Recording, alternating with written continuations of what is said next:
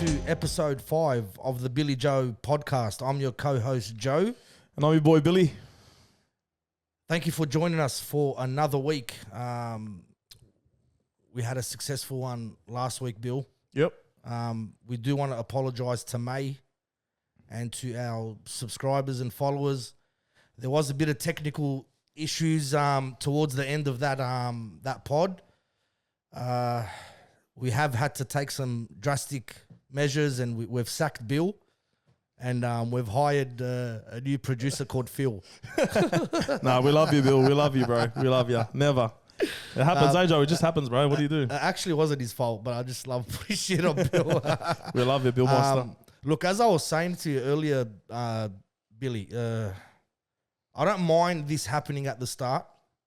Yeah. As our journey grows and we get to our episode 100, which we hopefully should hit by next year, we'll look back at this and say, mate, we're running like cowboys. 100%, bro. It's all part of it. And just to see that growth, yeah, it's good. We'll definitely be. I can't wait to see it. What about your Bulldogs? What about them? They're on fire, eh? On fire. Yeah. Look at this bloke. Mate, look at this bloke. Three wins in a row. Start of the three. year. Yeah, Brakas. Yeah. Look, obviously. I want to give you and your Bulldog mates a bit of a stat. Please tell me. You've beaten 3 teams, and these 3 teams combined in the last 5 years haven't made the semis in the last 15 years. I want to give you a stat. You ready for this one? I want to give you a stat. Yeah. We've actually equaled our record in 2021 for total wins for the whole year. So you can imagine why we're happy. Well, yeah? you know what? You understand why we're happy, yeah? Now I understand why Bulldogs fans are kicking down Ticket Tech doors trying to buy grand final tickets. True. Anyway, enough of the bullshit.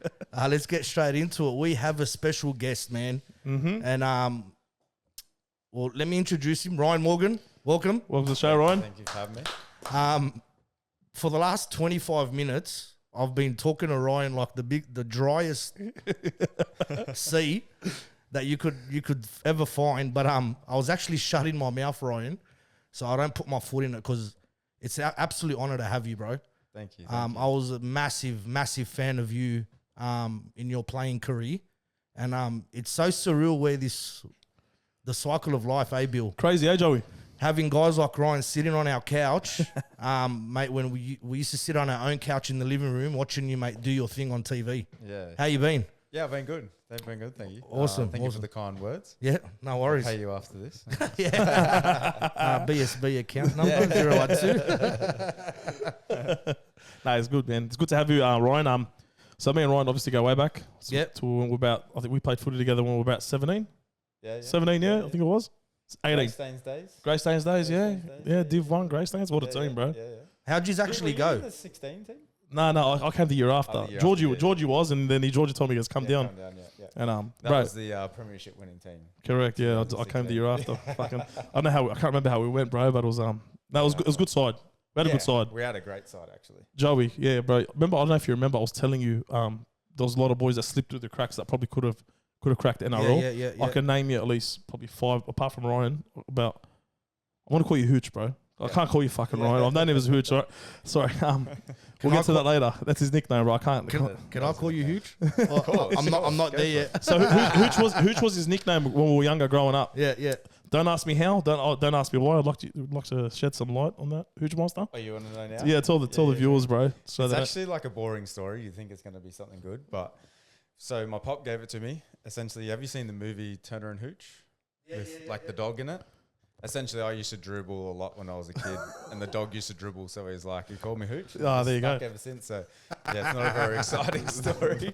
Yeah, no, but this was origin. But so yeah, that team we actually had, bro, crack aside. There was easy. I could have, apart from Ryan, there was probably about easy another 1 or 2 boys that probably could have cracked it. Tim Reamy, Gallardi. he was a young Gallardi. Kyle O'Donnell, who actually went on and played. Did he? He played. I'm pretty sure he played for North Queensland. Yes, Sure yeah, he played bro. a couple of games. Kyle O'Donnell. Remember Tyler Jerd? Yeah. Bro, gun. Kyle O'Donnell rings a bell though. Luke O'Donnell's brother. Okay, That's right. Yes, I thought it was at yes, Hills. yes, Wasn't it yes. at Hills? No, he was at Greystanes. Is that Greystanes? Oh, okay, bro, there you go. Yeah. Put it this way, Joey. This team, I can play, but when you if you want to put them in order, I was probably at the bottom of the list. Wow. That's how good it was. So I want to ask you, Yeah. in that team, He was a wrecking ball though. Oh, shit. He was a wrecking ball. Yeah, it is, man.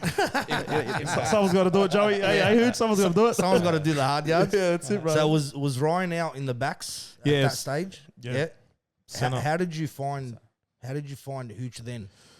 Funny story, bro. So I came. He was 16. He was there. I wasn't there. So then when I came to I think it was C grade or something, it's under 19s or whatever it was. I got to there, but he was playing at Para at the time. He wasn't there at the start of the year. He was playing. You're playing SG ball. SG ball, yeah.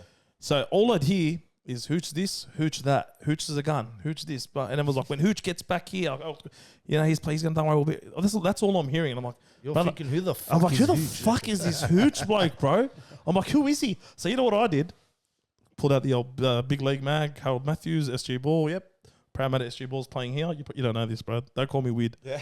I'm like, bro. So I used to love my junior. Like I used to love it. I used to love it, bro. So they were playing at Cabra one day. I don't know who they were versing. It was Para versus someone in the SG ball and then under 18. So I went with I think it was George and Taki. Remember Georgie? Oh yeah. So I went with him. I'm pretty sure I went with him. Went and watched the game. Then I see this built like Aussie bloke with a white headgear. I think it was number 3 playing in the centres. Then I didn't know. I was just killing it. And I'm like, who the fuck's this bloke? Then they get back to retreat on the kickoff, and then they're coming. He's standing in position to receive the kick, and I think Fred Lalalupe was the winger. Yeah. Freddie was the winger. Yeah. And then I'm on the sideline, and all I hear is, Hooch, stand there. And I looked. I go, fuck, bro. This guy's my centre. Wow. This is him, bro. This is him. I didn't say nothing back there, but then obviously, you went on to do your thing at Para. In that year, then you came back to us, and the rest is history, bro. Wow. We played a season, then obviously I left after that. Then you obviously went on to your journey. Yeah. Nice. So Good times. Good, hey, nostalgia, eh? Yeah. Crazy, right? So crazy. did you play semis that year with that team? I think honestly we got. can't remember. I think we got I think Cabra beat us. I think we got kicked out in semis. Yeah, we definitely didn't win grand final. Nah, definitely. 2016 was the grand final team. Yeah. But I can't remember how we did that year. I wasn't there in 16, but I no, but definitely would have that been finals. we made semis. We made semis. Sorry, but we didn't. 2016 or 6? Six. Yes, Six. That's yes, how you know we're old, eh? 2006, Six, yeah. bro. No, Six. but you're tripping me out because No, 06. you're saying 16. I'm thinking, man, 06. Ryan no, debuted 06. in 11. Yeah. No, 06. Did he go back to play C grade? So 06 and 07, I think I was there. 07, Yeah, 08. That's yeah, what- nice. We made the semis. I think we got knocked out by Cabra or Mounties, one of them. Okay. Yeah, they're the big dogs. So C grade, you were 18 at that time. Yeah. How old were you when you debuted? 20. Well, I was about to turn 21. You're about to turn 21. Yeah. So I was 20. And so you made SG ball? Yep. Yeah. Was that your first? That was representative pretty much the first side? rep team. Yeah. Like back in the days, they used to have like the summer camps and stuff like that. Yeah. So like, yeah, you play a couple of games in that, but Like it didn't really development. count. But I didn't make Harold Mats. Okay. So like Harold Mats SG ball is like what you actually sort of count as a rep team. Yeah. So yeah, I was in the fringes of like went down summer squad where you had like, I don't know, what was it, like 70 players or something like that? They pick a trade on squad. I Like think 60 players yeah. or something like that. Yeah, they right. take them on a clinic or a camp. Or, But yeah, SG ball was the first time like I Okay. made an actual representative team. And you were born in Liverpool. Is that right? Liverpool Hospital. Liverpool Hospital? Yeah. Local, yeah. I live in Moorebank. Yeah. So- Oh, yeah. Yeah. So what school did you go to? So I was born in Liverpool, but we ended up moving to Toongabbie. So Okay. I went to Matella Road Public School. Yeah. That's how I went over to Greystanes. Yeah. So I was sort of like traveling from Toongabbie to Greystanes. The Toongabbie team was like 3rd division or something. Yeah. Greystanes was only like Div 1 besides Wenny. Okay. And then from there, for high school, I ended up going to Crestwood, which is in Balcombe Hills. Okay. Yeah. Who from your family, was it your typical Aussie family like ours, like footy on TV? Yeah. It's just a thing to do. Yeah. Did anyone in your life play footy at any particular level? My dad was pretty decent. He never played grade, but he Yeah. played like Jersey Flag. I think he might Okay, have played nice. Jersey Yeah, Flag yeah. back in the day. For who? I want to say Roosters. Okay. I want to say Roosters. He played Jersey Flag. Yeah. And then my pop played a little bit. Like, yeah, didn't make grade or anything like that. But pretty much since I was like a little kid, I was like throwing with the footy in my hand. It was in your blood. Yeah. Yeah, To put absolutely. it this way, like I went down and trained with the under 5s when I was 4. I couldn't even play, but I just trained with them. Wow. And then played the next year. So I just spent a year training. Commitment. I just loved it.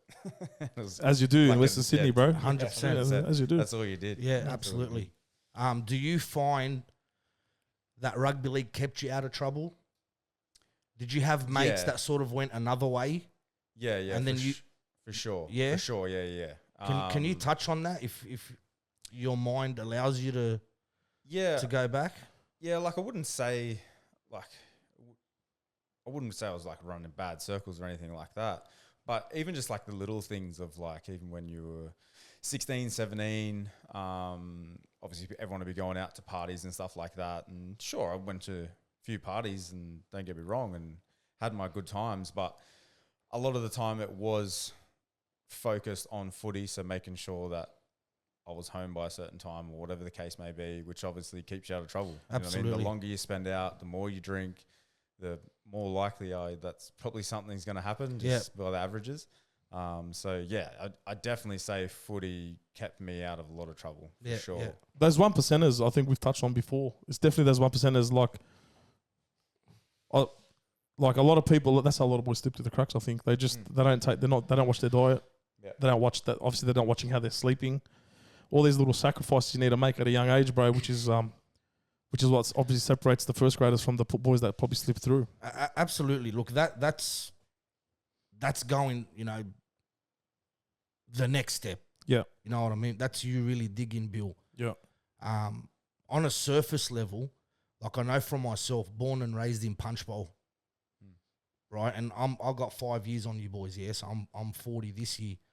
So when I was 13, 14, I was in the Canterbury system. But I didn't live too far from Tilapia Street. And I don't know if you boys would know. Yeah, I know. But Tilapia Street was the street that was on the news every night. Gangster's Paradise. It was. Yeah. It was a street that if you called the cops to come to that street because you needed help, they weren't coming to that street, right? And I had a lot of mates, mate, that, they were brought up at Punchbowl Station, on a Friday night, hanging out, just looting around, causing drama. And what when I look back, what stopped me from hanging there? Obviously it was my parents, but mate, it's the rugby league field or any sporting field. It's a safe haven, eh, Joey? It's so important that our kids today, and I say it because I coach an under-12s team now, and I always tell their parents, and any parent that will listen to me, put them in sports. It's not about them being a superstar. It's not about them scoring 5 tries on the weekend, setting the competition alight. Give them a hobby. Give them something to do on the weekends. Give them something to do on a Tuesday and a Thursday night and pull them away from that circle. Now, I understand you said, Ryan, you weren't around, like your mates weren't bad. My mates weren't either. But it's a mate of a mate that can drag you into shit. It's just you being wrong place, wrong time. It's not hard to do in our area as well. Growing up, like where we're from, it can happen. Like there's especially where we're from, bro. It's very easy. Absolutely. Very easy to fall down that path and go down that path, bro. Absolutely. I feel like I'm taking control of this because he's your mate. So I hope you don't mind. He's been hanging to talk to you, but that's why he's been quiet out the back. I've been shutting the fuck up because there's so much I want to unpack here. So Hooch, talk to me. Obviously you touched on you never made maths. Yeah. You never made any like Australian schoolboys, CCC or anything like that. No. Yeah, no, I didn't make anything like that. I made like the sort of like Sydney Independence before New South Wales, but yeah, never made New South Wales or anything like that. Obviously, I would like to assume that first grade was always a goal for you.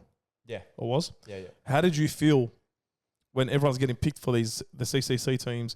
Don't get me wrong, we came through a tough era too, but like there was a lot of gun players, like different comps, and I understand. But how did you feel when you were like sort of not getting selected for these CHS teams, CCC teams, even Harold Matts, for instance, to start with? How did you feel like as a young bloke?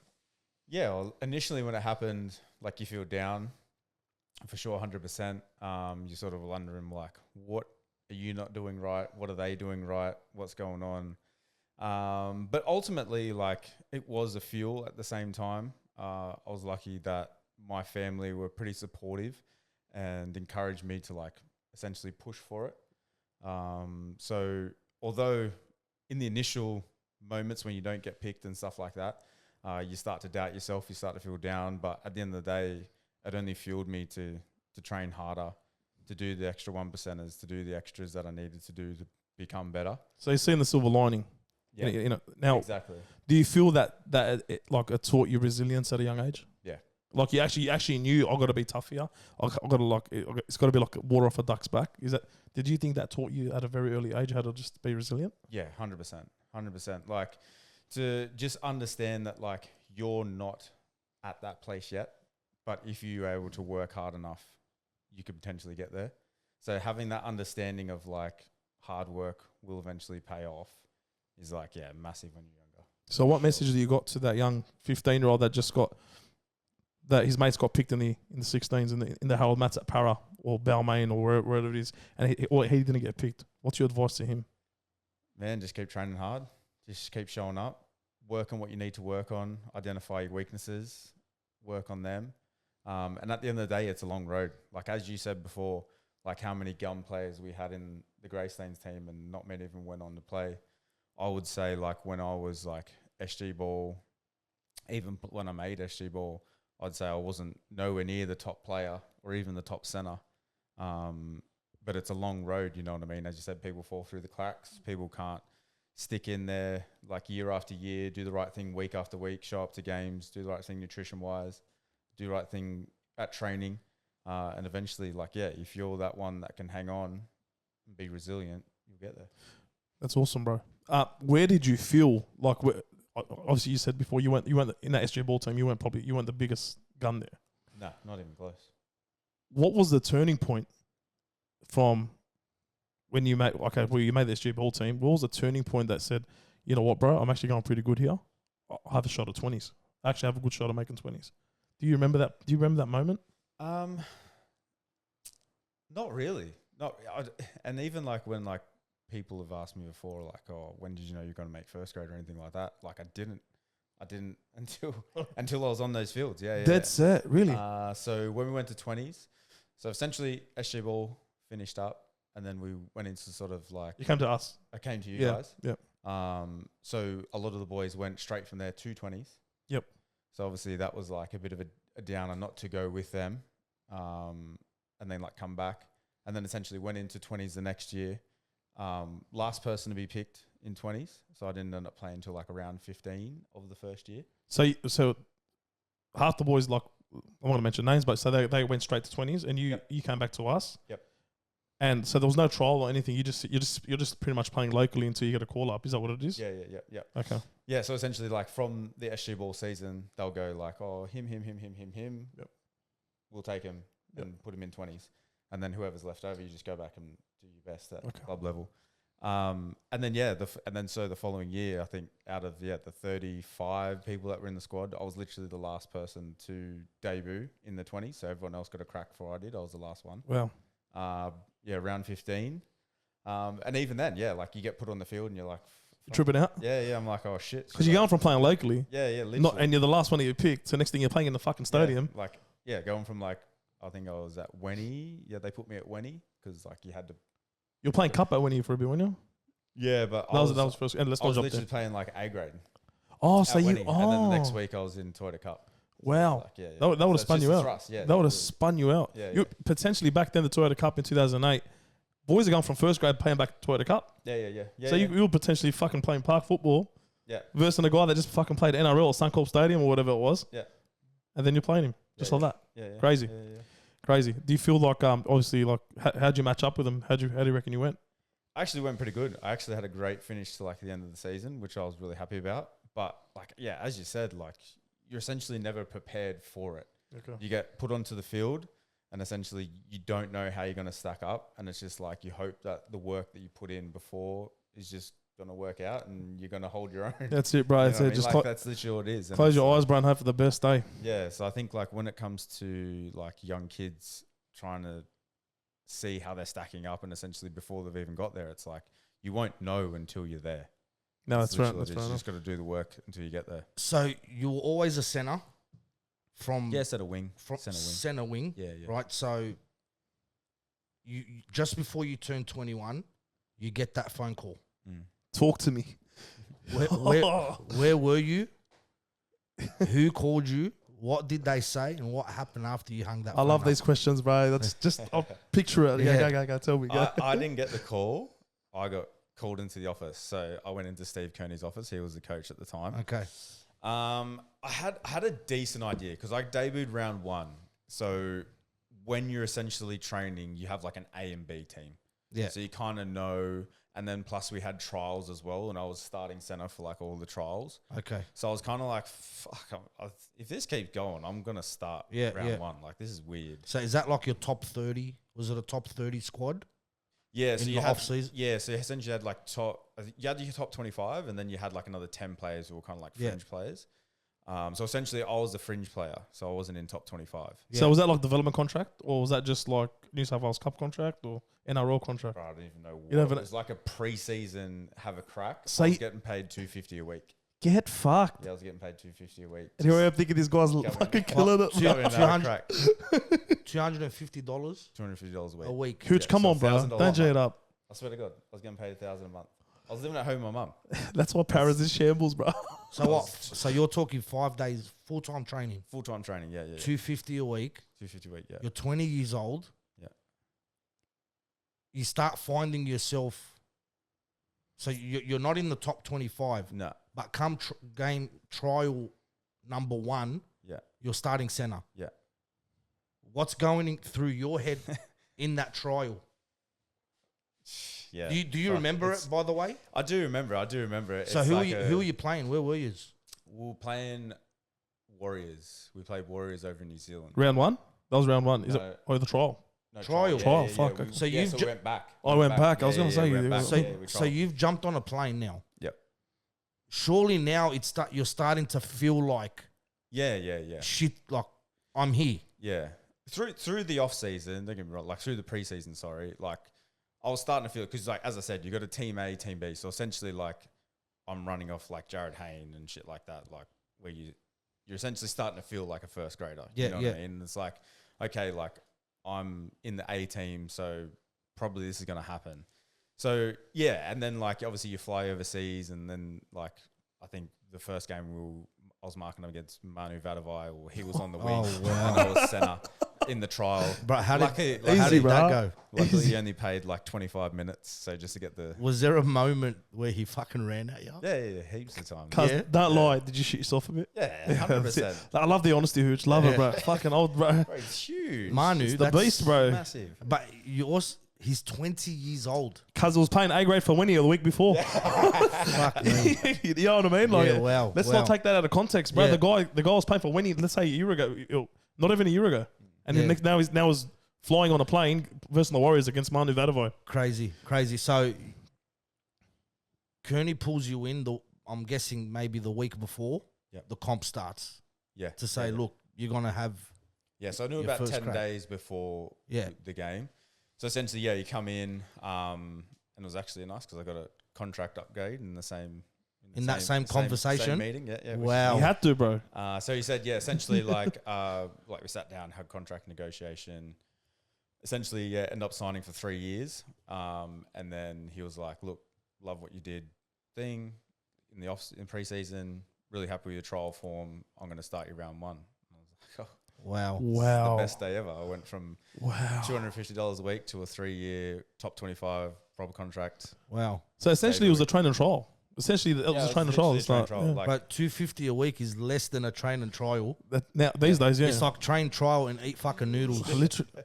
honestly, That's like peasantry. Hooch, what went through your it's mind, bro? When you said that to we tripping, like, were you like, look, bro, is this really happening? Yeah. Like a pinch me moment? Like, is this really happening? yeah, 100%. What did you do after? I Like, think who I was the went- first person you called? Oh, obviously my mum, my dad. Probably my dad first, then my mum, and then just went around to a mate's house and was like, Wow. What he's doing? Yeah. "Yeah, I'm going to be playing first grade next week," and everyone was like, "What?"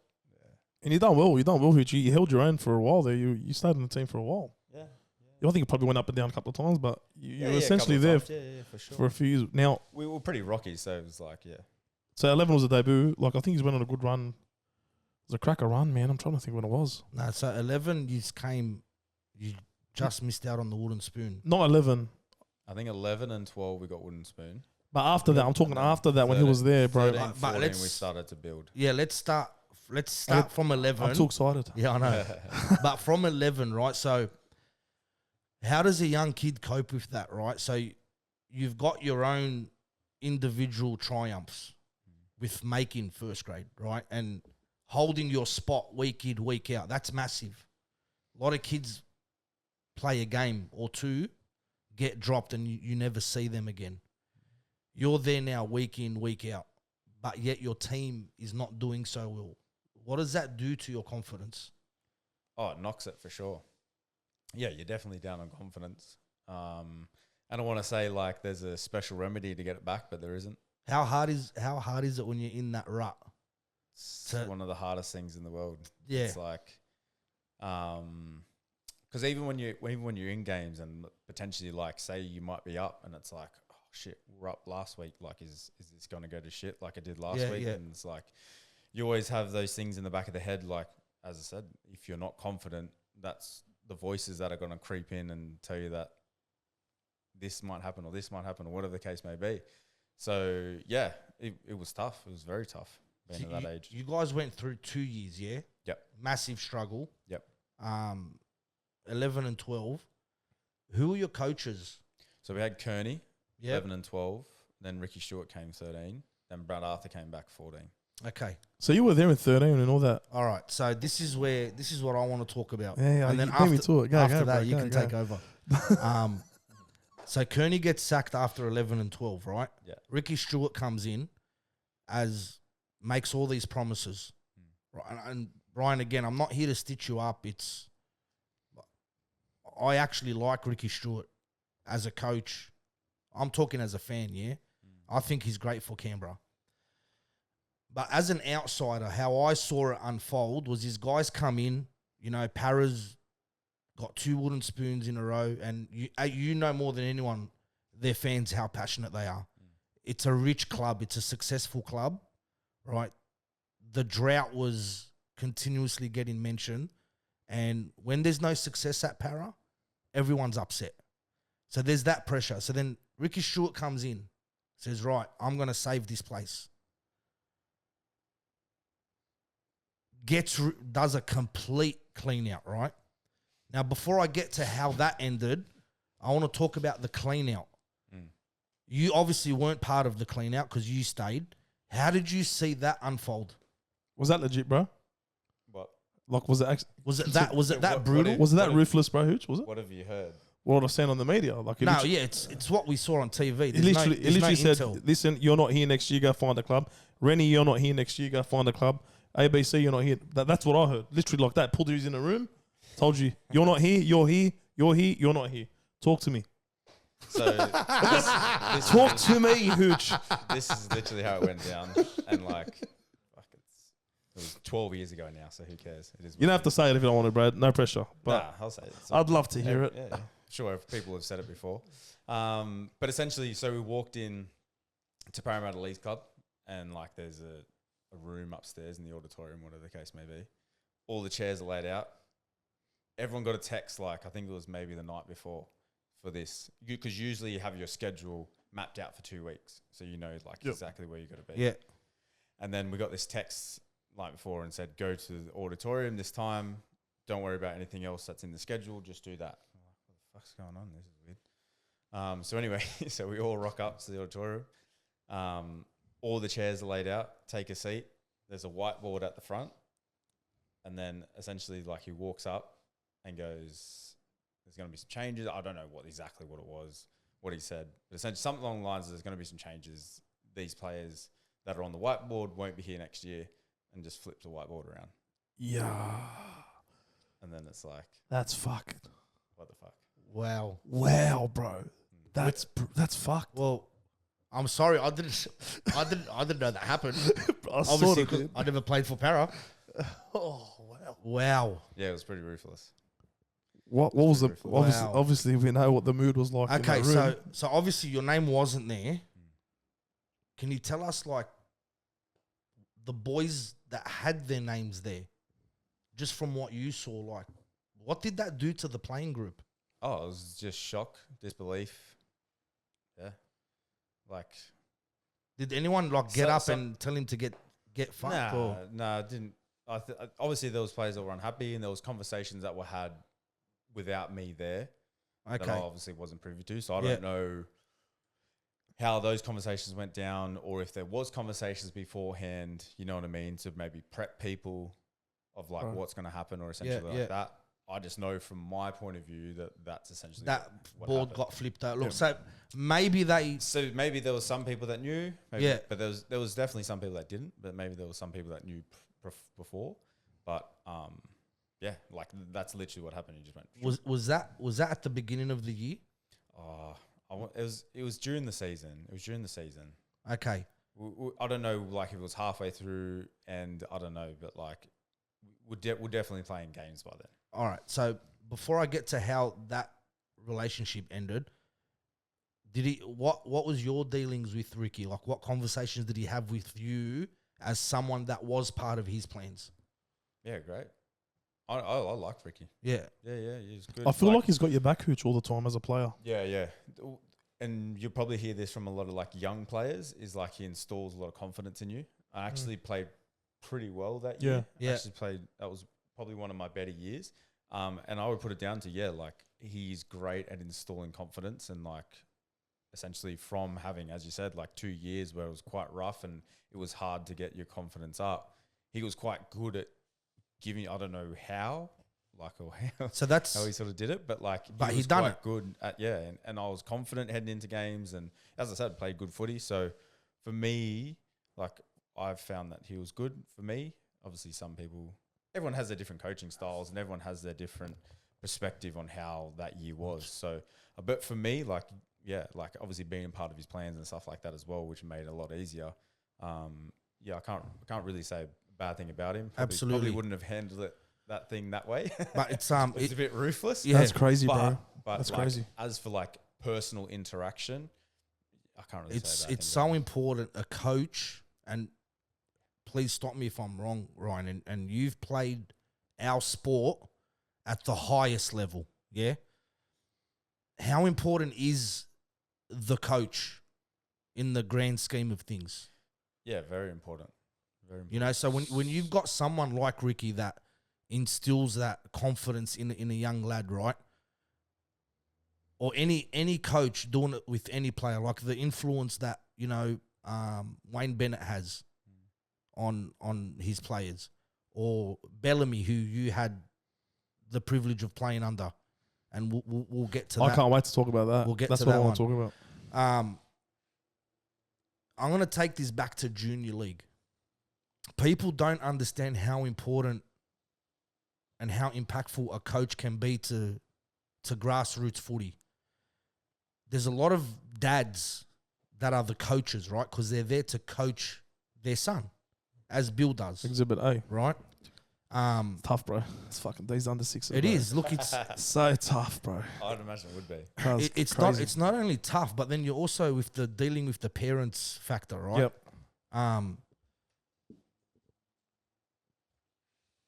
Having an influential coach at that age, I believe, will make a difference whether a kid goes a certain way, whether he's off the rails, whether he stays on the rails, whether he goes, whether he plays schoolboy footy, whether he makes grade. People underestimate how important that coach is. A lot more money needs to be pumped into grassroots footy. No doubt about it. I think the NRL need to take a leaf out of the AFL's book, because if you look at grassroots footy in the AFL, it shits on what the NRL's doing. Having dads coach grassroots is not good enough anymore. It's not cutting it. But then when you get blokes like Ricky Stewart coming in and stirring up a storm, and people getting upset because they're not used to that shake-up. They're not used to that brutality. And the harsh truth. It's because they grow up their whole life, in a cotton ball. Bubble wrapped. Yeah. And then once they hit the real world, it's like, what the fuck is this? I never copped this when I was 10, 11, 12, 13, 14, 15. But anyways, so Ricky Stewart does what he does, promises the world from the news reports that he's there to shake shit up and get Parramatta their first premiership. Then he signs with Canberra. Is that what happened? I could be wrong. Wasn't that you? What I Was can it? remember, this is a long time ago, so I could absolutely butcher this and take everything I'm saying. If you're not with a confident, grain bro. of salt. I think it was towards the end of the year that we found out. Like it was only a couple of games ago. I'm pretty sure. About what? We found out that he signed for with Canberra. Yeah, but it was that year? Yeah. Yeah, okay. Yeah. Who comes in after that? Brad Arthur. Brad Arthur. BA. Yeah. Good old BA. How did you find Brad? Yeah, I love Brad. He's good. Even like me going on to Melbourne and stuff like that. He was always just a straight shooter. You know what I mean? Yeah. Like You knew where you stood with him? exactly. I'd rather someone tell me straight exactly where I stand, exactly where like what you think, than like sugarcoat it and things that you think essentially from what they're telling you should go this way, but it goes the other way because they're telling you something when they don't believe it. Yeah. But everything that he said, he would back up with his team selection or whatever the case may be. You know what I mean? If I was out of the team, I would know because he told me. You know what why I mean? exactly Yeah. too. Exactly. Yeah, I know exactly why. So yeah, he made some harsh decisions, but at the end of the day, like he did it from my perspective, he did it as honestly as he could. But you had him for 2.5 years. 2.5 So years. yeah, let's just make it clear to the viewers. He didn't come in and flick ya, Yeah. right? So he's come in. Yeah. He's come in 2014, 14. right? You were there. You were at Para 14, 15, left mid 16, Mid 16, yeah. right? So you got 2.5 years with him. Do you feel he sort of pulled Parramatta up off the bottom? Yeah, Yeah. for sure. What's his style like? He's just super authentic, I think. Like, even when he came in, one of the first meetings I remember him saying, he was like, look, like, this is my first gig. Like, I know I'm not going to be as experienced as a lot of other coaches out there. I know there's some other great coaches out there, but, like, I'm going to do the best I can. I want you to tell me honestly. I'll tell you honestly. Like, you know what I mean? So he just really opened up that communication of, like, trying to all work together and discuss how we're going to get out of this rut and how we're going to like improve. And I just think that was a bit of a fresh air, you know what I mean? Like, instead of being like, I know what needs to be done. Yeah, 100%. Come in like that. Yeah. He essentially come in and just said, look, like this is my first time running the first grade team. Like, I've got experience as an assistant coach, but I'm open to Let's doing do what you it guys need to say. together. Let's do it together. Yeah. Wow. So yeah, from that moment, I was like, oh shit, like this is quite refreshing. This is quite nice. Like, seems like he's opened up that line of communication for people to like come and approach and stuff like that, which is cool. I was going to say communication is the key word here. Yeah. Obviously helps a lot. Great communication. Like I've heard there's a lot of coaches out there like that you don't know where you stand with them. Yeah. And I've heard that about Anthony Griffin. Hook, yeah, bro. I've heard, man. I've heard some amazing stories. He won't talk to you. He Yeah. apparently won't talk to you for like a month then he won't tell you anything. Now, obviously, like, Sounds like my wife.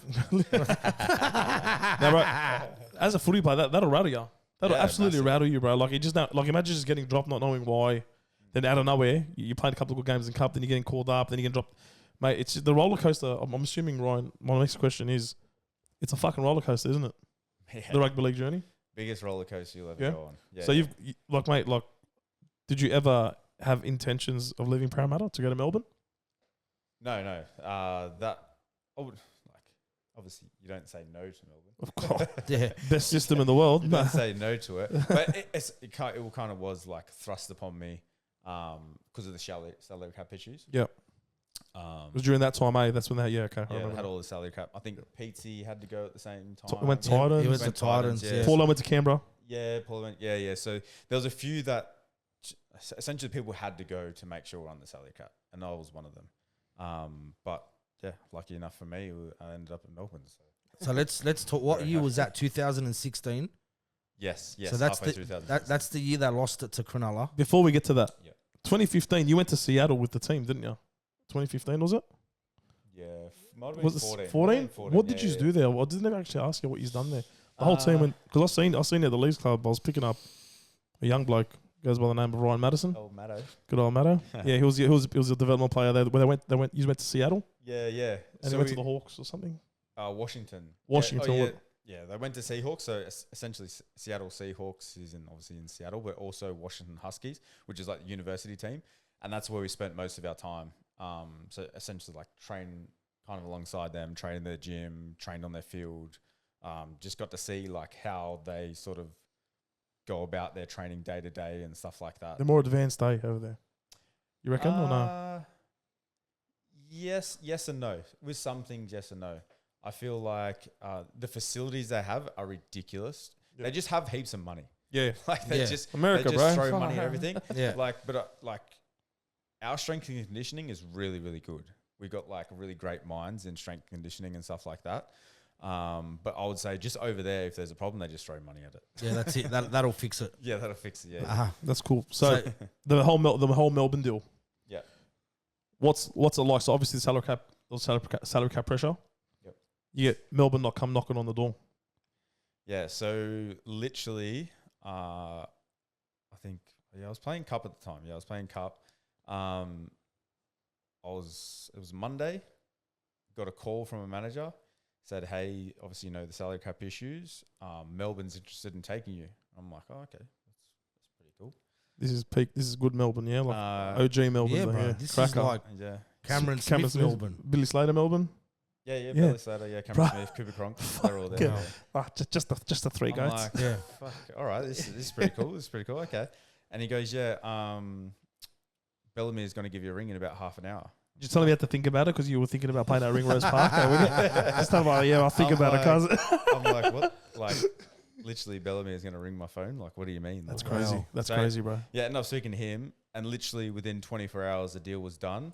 And so that was a Monday. The Wednesday, I flew out to Melbourne. That quick? Wow. Like that. So I said, wow, bro. Yeah. So my parents were overseas at the time. Like, my whole family was overseas at the time. And they came back.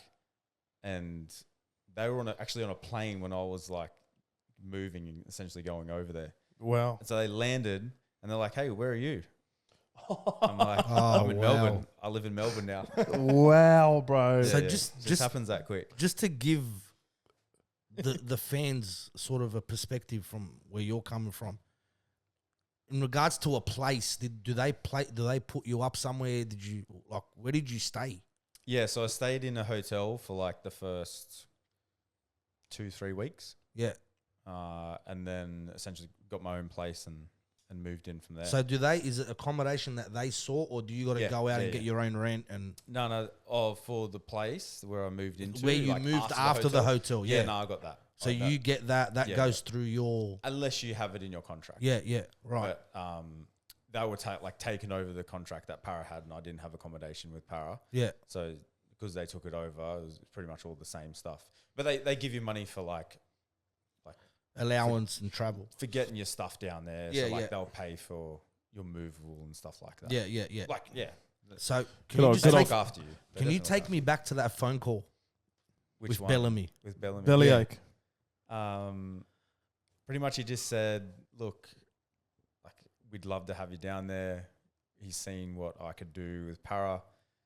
I've actually played pretty good against Melbourne the times that we've played them. Oh, nice. really? That would have helped. Yeah, so that helps a lot. Actually, had a few good games against them. And he's like, just really excited to have you down here. We've got a few injuries in the outside backs at the moment. We're really short. Like, if you're all good, you'll probably be playing not this week, but probably the week after. Wow. And I'm just like, yes. And you're like you said, Ringrose Park. You're playing at Ringrose Park one week, then straight into Amy Park. Wow. Now, correct me if I'm wrong, Hooch. Now, I've heard down the grapevine the Melbourne pre-seasons are obviously fucking second to none. The army camps, the ruthlessness, But obviously that's why they're bred different. Now I want to ask something: is there such thing there? Do they have something there? I don't know if it was probably around when you were there. An accountability board or a whiteboard, something where you write down something about a teammate that you're not happy with, and then you drill your teammate or something like that in front of everyone, or you held yourself account, something like that. Is that true? No, yeah. Do you know what I'm talking about? Yes or no, yes or no. Okay. So they did. So what it is I think it was 3 non-negotiables. And so each position had like a non-negotiable.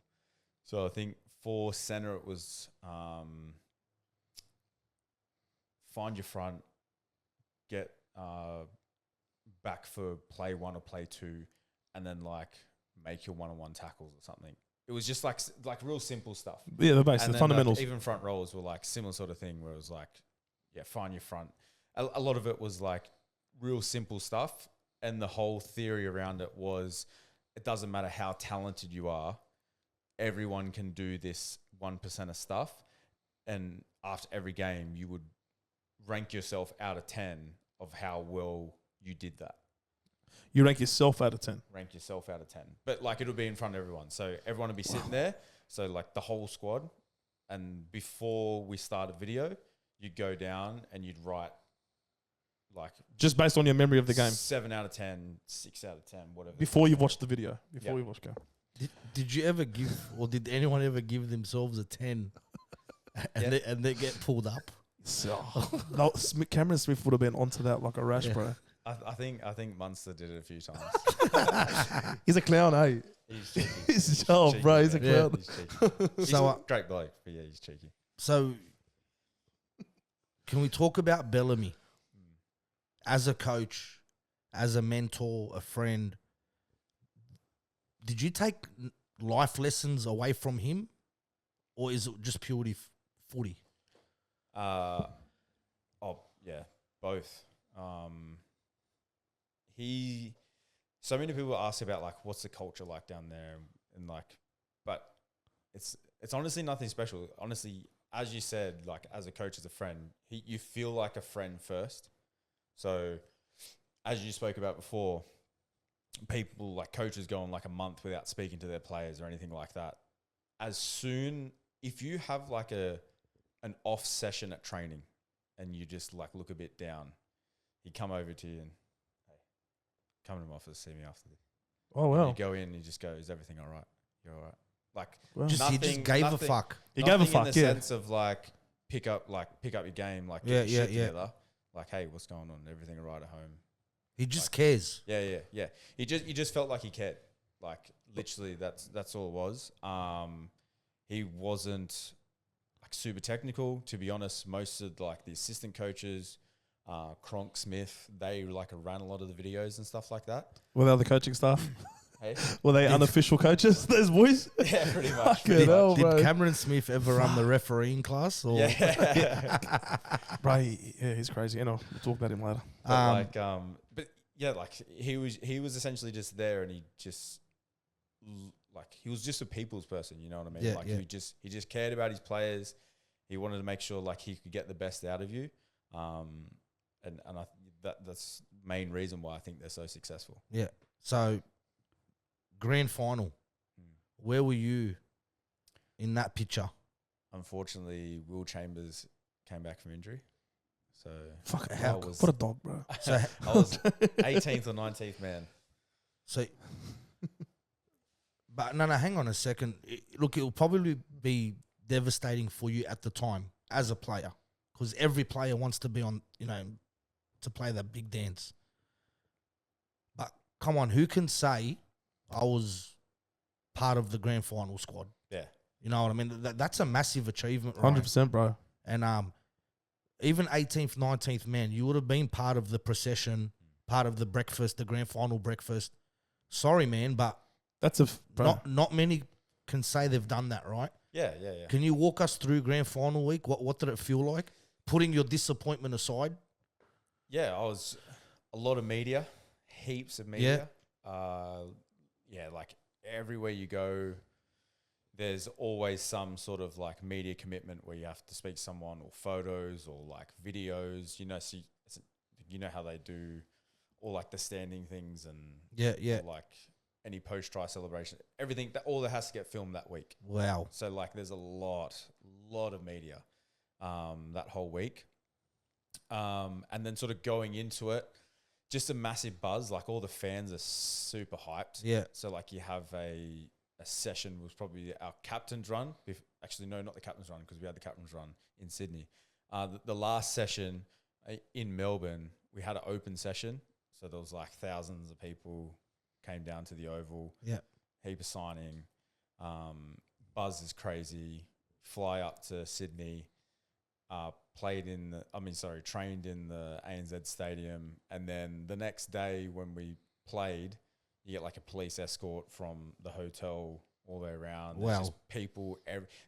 It's just heightened. Theatre, bro. It's a lot big Yeah. theatre. So heightened. So much energy. As I said, media, fans, everything. It is one of those things where it was good to have. I wasn't playing, but just from observing, good to have those older boys like Cronk, Smith, who'd been there before, Yeah. talking about like reserving your energy. Like they talk about people get so caught up in the week that you essentially come to the game and you're so depleted You're zapped. and you're so zapped. Yeah. Because the energy is drained out of you. Exactly. Yeah. 'Cause Yeah. it's so heightened. Like it's you can't really explain it. Like there's just so much going on. Wow.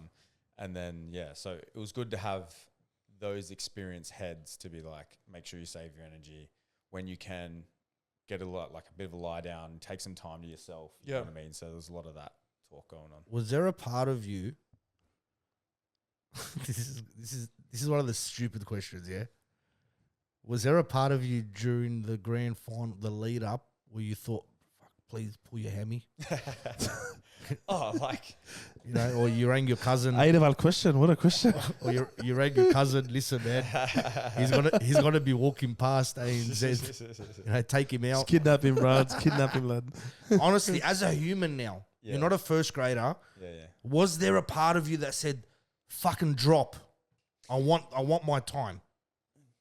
Like you obviously want to play, but honestly, when you get to that point, you're just so focused. And I'm not just saying this to like appease the camera or whatever the case may be, but when you get to that point, you're just so focused on doing the best for the team. So you just want the best for the team. Absolutely. And if it was to be that someone was to pull up a hammy or whatever the case may be, it's like I was ready to go. You were next to the Sure. throne. You were next to the throne, yeah? Let's go. Yeah. Let's go. You were next. Yeah. Like So after- there was two of us so there was 18th and 19th. So like, Okay. Either a forward, So if a if anyone forward went went down, down, yeah. it would have been someone if else. it was a back, then it And was if it was a back, it's Ryan. yeah. Who how's the party after the Wait, forget celebration? the wait. Why do you Before the always party. retract me, bro? I'm getting Before- excited. Before the party. Fuck. The loss. Before the I party, didn't there's want to a rub loss. salt into the wounds. But you want to talk about the grand final loss? I want to. I know, but No, but I want to ask him, ask him. as cause you weren't on the field, Yeah. does it hurt as much as playing? Yeah. Good question or not? Great question. Honestly, Great question. Got it. give me credit. Great question. Yeah. Does it hurt? Yeah. Exactly the same.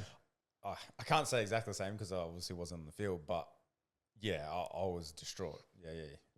Everyone from like the CEO all the way down All the way feels it. feels it. Wow. Yeah. Like obviously the players are like, because obviously you bleed together and stuff all Yeah. year. Like it's a very heightened emotion, but yeah, trainers, like everyone's down, everyone's distraught. Yeah, for sure. Okay. You now, all share it. Bill. I want to ask a nicer question now. A better question. What? Is it true Cameron Smith can sink him? Like he can drink? Yeah. That was the question. No. All jokes. Now all go jo- after party. No. Don't worry about after party. How was Why? how was the drinking anyway? How was it after? Like, was it somber mode? Obviously. Yeah.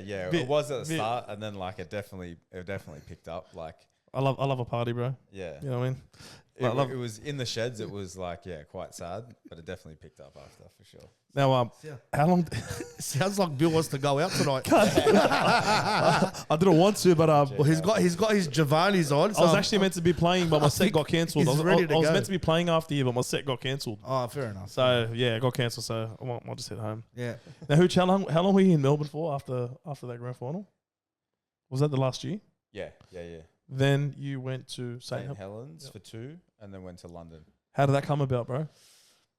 So I was in conversations with them while I was in Melbourne. Yep. So I was in conversations with Melbourne. I was also in conversations with St Helens. And yeah, it just ended up going St Helens' way. Had an opportunity to stay at Melbourne. But I had a great conversation with the coach at St Helens. And it was just exciting to like put my stamp essentially. Who was on the coaching? Super League over there? Who was coaching there? Kieran Cunningham. Kieran Cunningham. So yeah, ended up just going that way and ended up in St Helens. Well, let me just cut you off, Bill. What a stamp he put on Right. Super League. 100%. Yeah, 25 tries in 50 games. You're scoring a try every second game. It's phenomenal. That's a great strike rate, Ryan. Did you feel at the time, like we can all look back at records now, right? But at the time, did you feel like you had it under control over there? Yeah, I did. I felt like going into the team, I was a bit more of a senior head, Yeah. which was quite nice. And to be able to bring up, because they got actually a lot of juniors over there, especially for St Helens. Yeah. So being able to like contribute to them was really good. And just focus on footy and playing well and doing well with the team. Really enjoyed my time over there.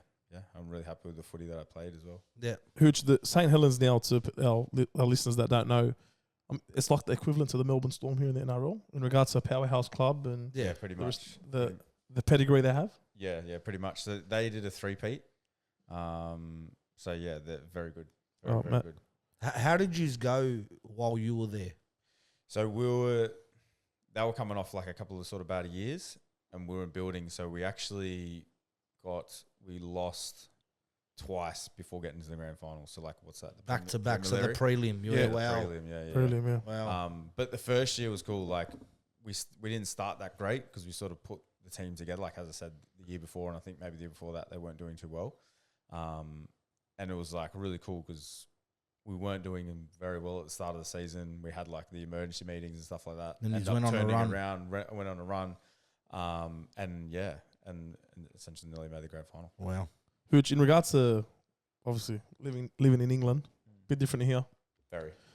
Whether is it true the sun doesn't come out or the sun stays out? The sun stays out until like 10 o'clock at night. Yeah, so it Is that depends legit? depending on like what season you're in. Summertime, it's like up at 4, sets at like 9. At night, Yeah. bruh.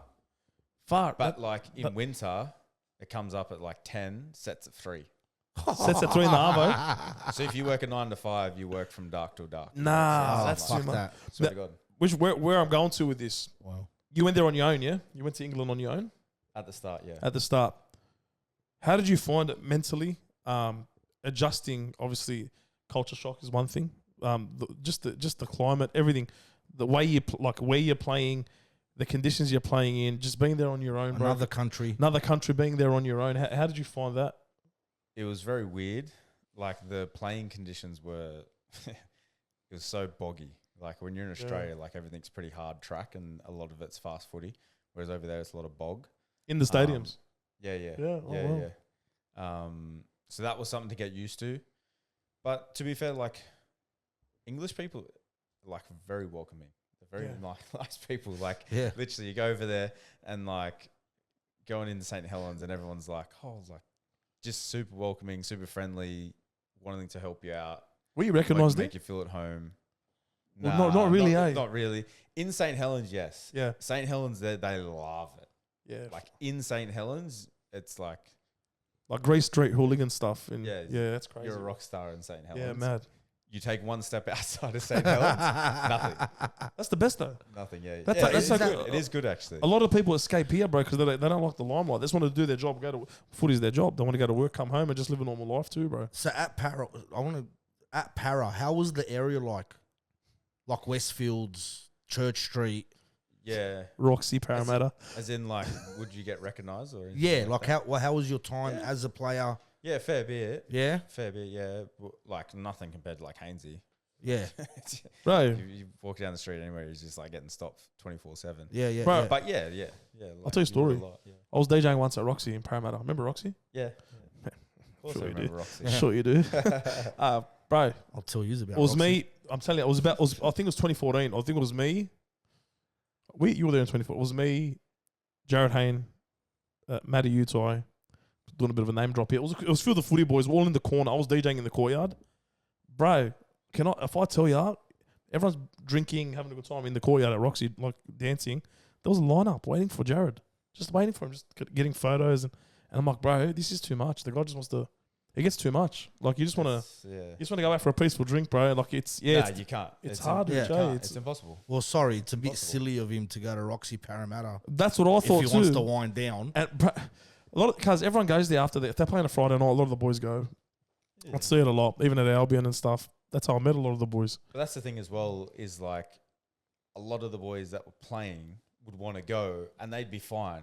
They could unwind. Like, they might get one or two fans come up and say for example, I might get like one or two say, hey, how you going, Ryan? Maybe take a photo. Whatever. Yeah.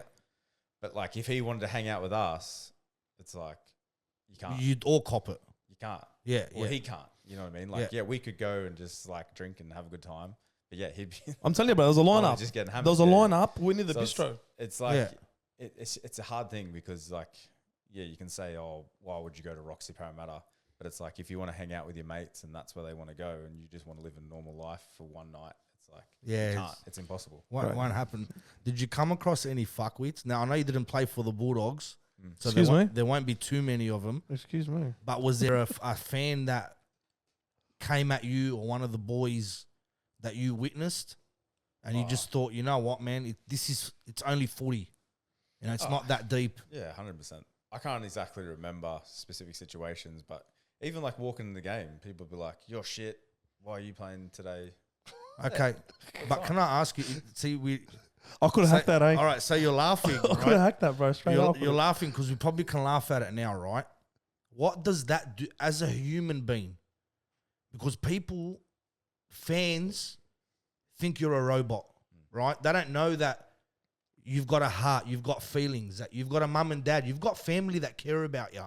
You know, you could possibly cry. Who knows? Yeah? What does it do to you as a human being when someone wants to actually look you dead square in the eyes and say you're fucking shit? You know, you drop that ball, you bomb that try, right? What are you doing here? Did you build that resilience to say, oh, yeah, in your head, yeah, get fucked, or did it knock you about? Yeah, at the start it does, because you're a young fella. Yeah. Like, you're 20 years old. You don't know whether you should be there anyway. You already question yourself, got imposter syndrome and stuff like that. So, yeah, definitely, like, rocks you, but over time, you get more and more used to it. And at the end of the day, like, it's just something that you just have to deal with, really. Like, it's... But really, Ryan... Do you really? There's always. Do you have to deal with it? There's always going to be people like that, though. There's always going to be people like that out there. And at the end of the day, like, the whole reason we get paid to play is because people watch, and the attention's going to draw people like that. I get it. It's entertainment. It's a business. Ideally, in a perfect world, yeah, it'd be great to like never cop that stuff. Not a perfect world, a decent world. But it's there's. But it's never going to happen. And I just think, yeah, you just need to build resilience. You have to have like strong people around you. You have to have people that support you. You have to have people that you can go to talk about that stuff. And luckily I did. The clubs are very accommodating to that sort of stuff to help you out. But also, yeah, at the end of the day, like, you get paid to play footy. It's a small thing that you have to sort of. I love your attitude. I love that. I do think people take it too far, and when there's like racism and stuff like that, 100%. That shit should be squashed. I just feel that if people get called out, right, or it gets taken further, where, you know, someone is being racial or someone threatens, right? Like, I've seen messages, people threatening to unalive a player because he dropped the ball, right? There's too much leniency on social media. They get away with a lot of shit. And it's that perfect word for it, keyboard warrior. They're behind the screen, right? No one can touch me. I can say what I want with no repercussions. Now, why I take this matter to heart is I watched a very good friend of mine, a family friend of mine, go through it in Michael Leisha. When you see someone that you love, right, and that you see every weekend, and when I used to look into his dad's eyes, and his dad's a mad South Sydney supporter. So he wouldn't even be caught dead at a Bulldogs game. But when he's sitting there, tears in his eyes because of how his son's being treated, where his son had a phobia of walking to the fence to shake a fan that wanted to shake his hand or sign that poster or that jersey, but he was so scared of what he was going to cop as soon as he got to that fence. That's disgusting. That's upsetting. And I feel that fans need to understand you are exactly that, a fan, right? It's not that deep, bro. It's not deep. Yeah, it's not that deep. But all right, it shouldn't be like that. Sorry, if anyone has a right to lose their shit, I'm a St. George supporter, for God's sake, right? I'm surprised you got hair. Bro, it's white. I kept my hair, but I went the other way. It's white. No.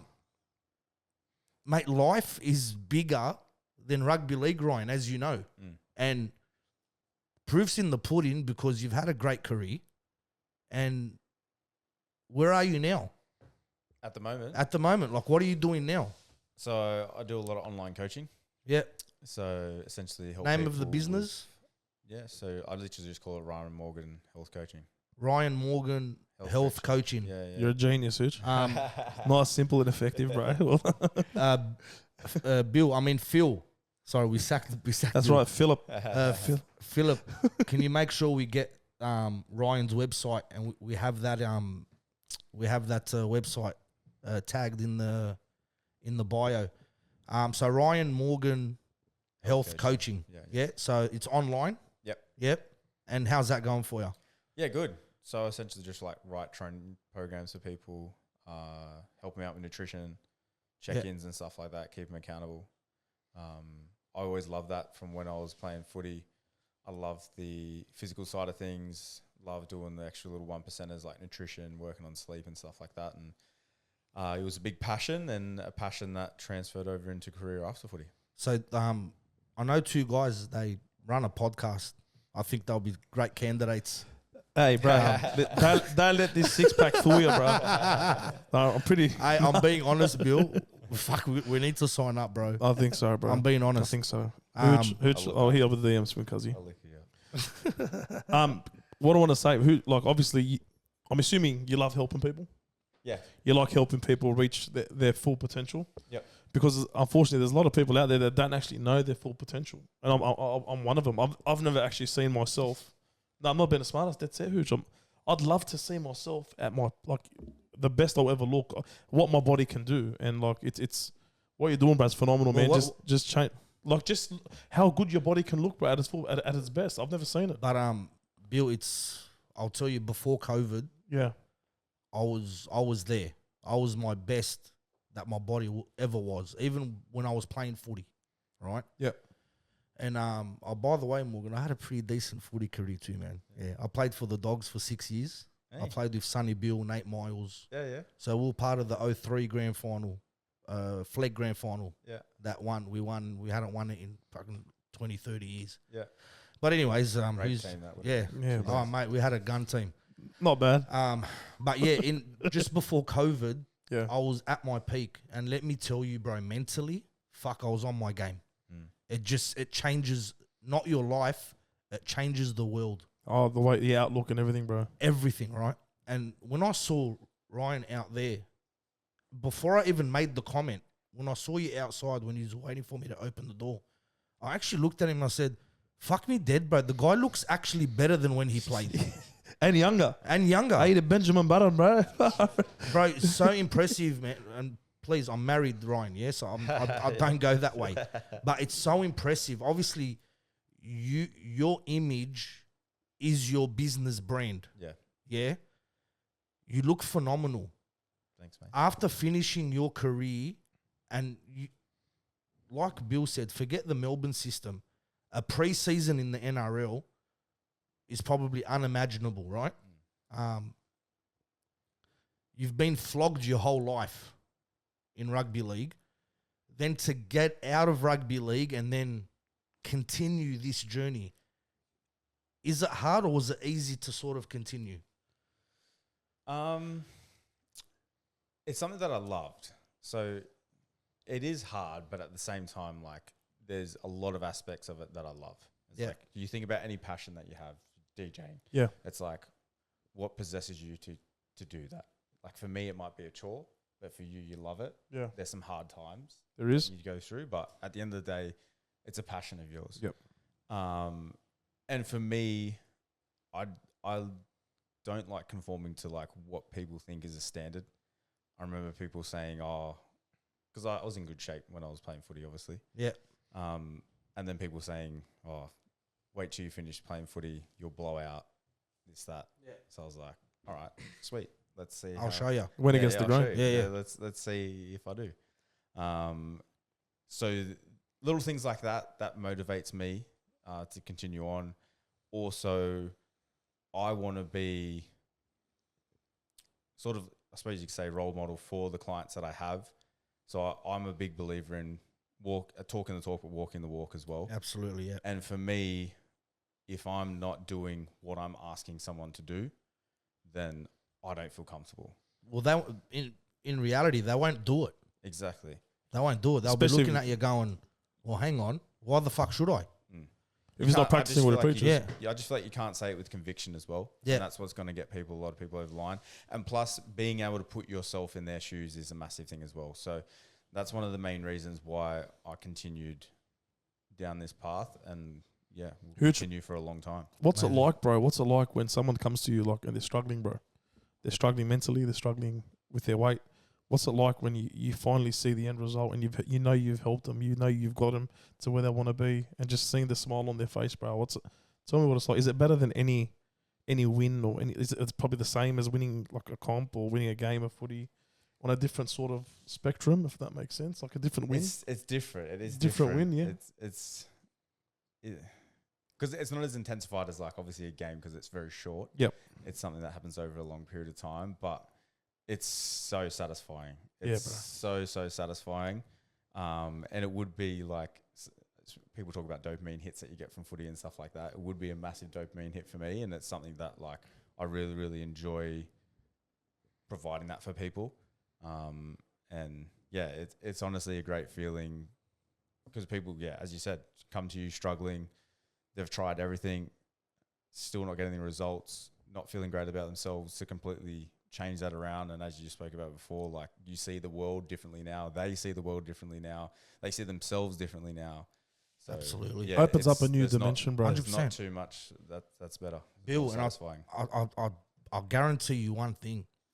Opportunities present themselves that would never have if you were in a different kind of shape. Yep. You just find when you're feeling good, you're thinking good, you're being good, you're doing good, and you're talking good. All that positive energy, and we've spoken about this a million times. We love it. All that positive energy, what are you going to be attracting? Good energy. Positivity, man. Good stuff, yeah. All starts within yourself. All your vibrational frequency, all that sort of stuff. Absolutely, bro. Works hand in hand. That's my take on it anyway. 100%. 100%. Look, on that note, I'm the clock watch guy. I constantly got to look at it. We can talk to you for hours, Ryan. Yeah. You are an absolute gentleman. Thank you so much for coming on to our show. Where can people find you on your socials? So just go to Coach_Ryan Morgan. Coach_Ryan Morgan. Coach_Ryan Morgan on Instagram, guys. Phil, put it in the bio. Mate, again, thank you. Thank you for giving us an insight, into an NRL player. I apologize if some of my questions were a bit uncomfortable, but I love, You like tickling. I love tickling that mind. Yeah. But again, thank you. And Bill, you got anything you want to finish? No, Hooch, bro, thank you so much, bro. Like, I know, obviously taking time out of your schedule, bro, to be here. It means a lot to all of us. And I really appreciate it, bro. Thank you so much, man. No, thanks. Always good to catch up with you too, bro. Yeah, awesome. It's been a minute, bro. G-Town. That's it, lad. All right, guys. Again, thank you for joining us on episode 5. And we'll see you next week. Have a good night, guys. Take it easy. See ya.